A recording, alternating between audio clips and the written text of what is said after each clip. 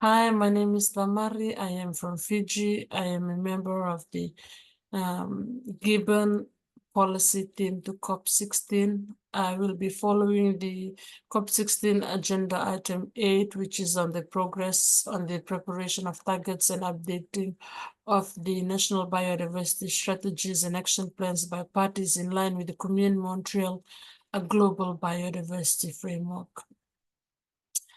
So according to Article 6.9 of the Convention, contracting parties were required to develop a NBSAP.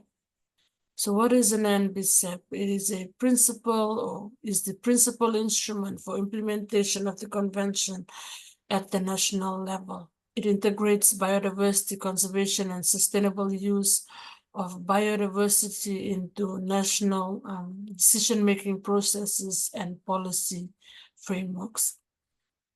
The convention requires not only just to prepare the NBSAP, but to ensure that the strategy contains elements that are incorporated into planning and activities of all sectors, mainly it is all about mainstreaming biodiversity issues along all sectors. So when were the national targets or NBSAP was to be aligned to the Commune Montreal Global Biodiversity Framework? So at COP15, parties adopted the Commune Montreal Global Biodiversity Framework. So you know that the Commune Montreal Global Biodiversity Framework has 4 goals and also 23 targets. By its decision 15.6, the Conference of Parties to the Convention adopted an enhanced multidimensional approach to planning, monitoring, reporting, and review, with NBSAPs revised and updated in alignment with the framework and its goals and targets as the main vehicle of the implementation of the framework. The Conference of Parties requested a government to submit their national biodiversity strategic action plans or the national targets by its 16th meeting. So according to the website or the updated website data on the CBD website, there's 20 countries that already submitted their NBSAPs, and 63 countries have revised their national targets. So hopefully before COP16 we'll see more submission. I think there's some submission have been done for the NBSAPs. So the COP16 will consider agenda item 8 on the basis of the work of the subsidiary body on implementation at its 15th meeting, and to adopt a decision on the basis of a recommendation by the subsidiary body. So basically, the agenda item 8 rests solely on the findings or the recommendation that will be done at the SBI 5 or the subsidiary body on implementation 5th meeting. So let's talk about the SBI 5 or the subsidiary body on implementation. What will happen at SBI 5?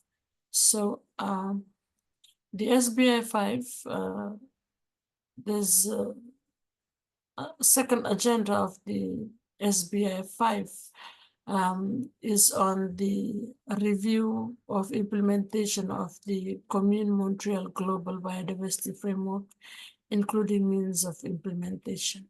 So this agenda will look at the analysis of the NBSAPs, updates on the progress of NBSAPs, and a pilot open-ended forum for voluntary country review of the implementation. So the analysis of the NBSAPs and the updated aligned with the Kunming-Montreal Global Biodiversity Framework. The SBI, or the subsidiary body on implementation, did an analysis or will provide analysis of the NBSAP revised or updated in the alignment with the framework. It will also provide an analysis of the national targets established by parties in alignment with the framework, and also a summary of findings from the dialogues on NBSAP as of the 29th of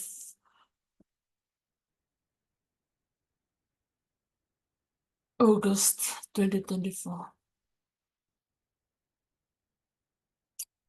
And also, according to the agenda item 2, it's also looking at the progress in the national target settings and the updating of the NBSAPs. So looking at the progress on the 20 NBSAPs that was submitted as of August 29th of 2024, the analysis is based on an assessment against the NBSAP guidance adopted in Decision 9.8, which includes guidance related to the process and legal status of revised and updated NBSAP. The process basically it refers to the engagement or stakeholder engagement. So there was stakeholder engagement in the process of updating or setting the national targets. And also it looks into the components of the NBSAPs, where the components of the NBSAP, which means the means of implementation, finance, capacity development, and also the SEPA, which is the communication, education, public awareness. And the fourth point is mainstreaming, which is basically mainstreaming biodiversity issues along all sectors within the national biodiversity strategic action plan. And also looking at the targets and action and monitoring, like how they set their targets, what are the actions that they will be taking into account, and the monitoring of these targets. And another very important part of the agenda item 2 of the SBI 5 is the pilot open-ended forum for voluntary country review of implementation at the 5th meeting of the subsidiary body on implementation. So this open-ended forum focuses on reviewing the progress in the development of NBSAPs and the setting of national targets. It also provides first opportunity for countries to exchange views in an open-ended setting on the development of national targets and NBSAPs aligned with the framework since the adoption of the framework. And it also provides an opportunity for parties to reflect on progress made in the establishment of their national targets and revision or updating of their NBSAPs, share experience, and identify possible strategic actions to take and moving forward. So the forum will be divided in 5 sessions, comprising an open session, closing session, and 3 thematic sessions with themes identified on the basis of the experience from regional dialogues.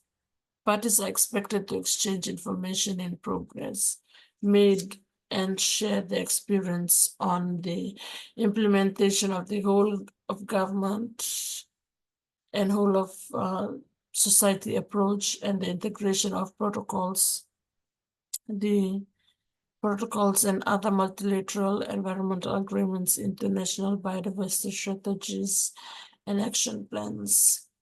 And also the forum will discuss on the settings and the monitoring of the national targets.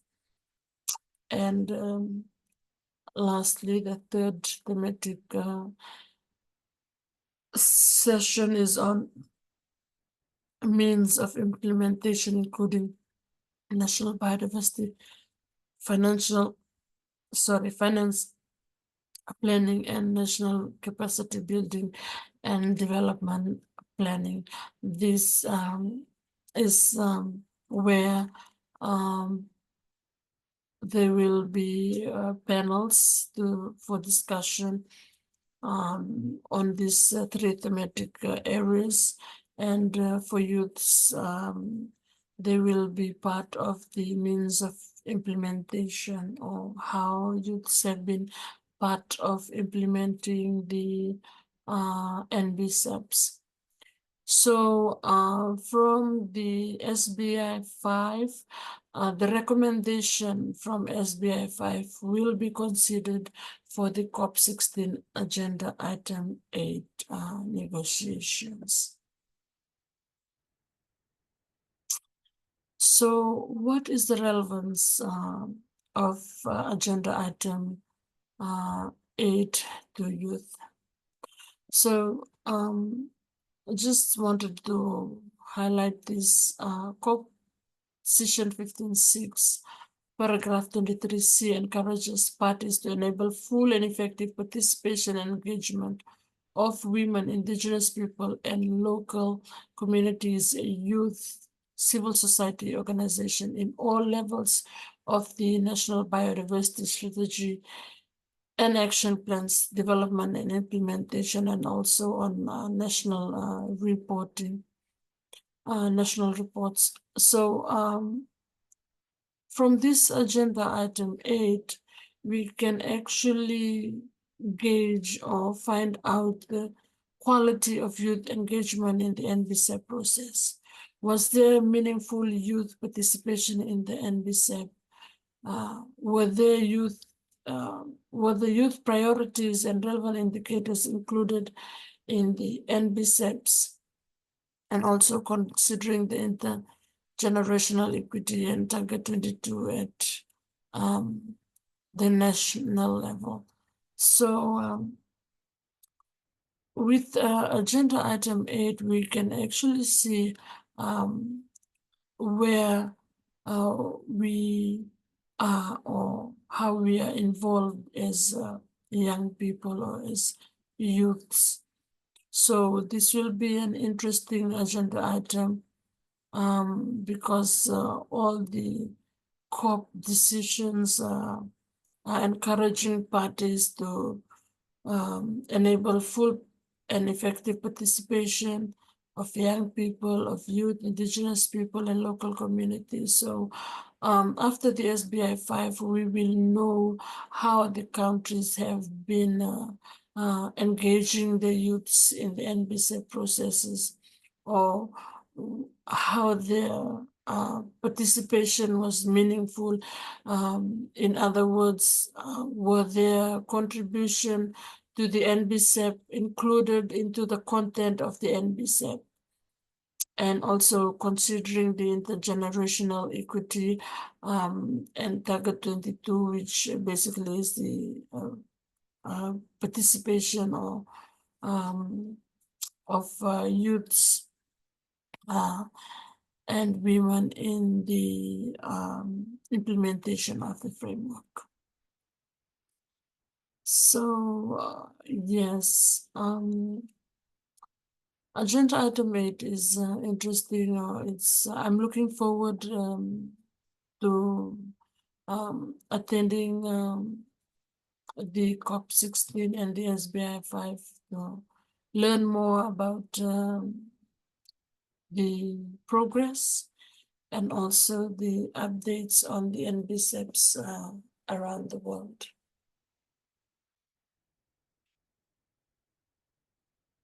Thank you so very much for listening. Bye.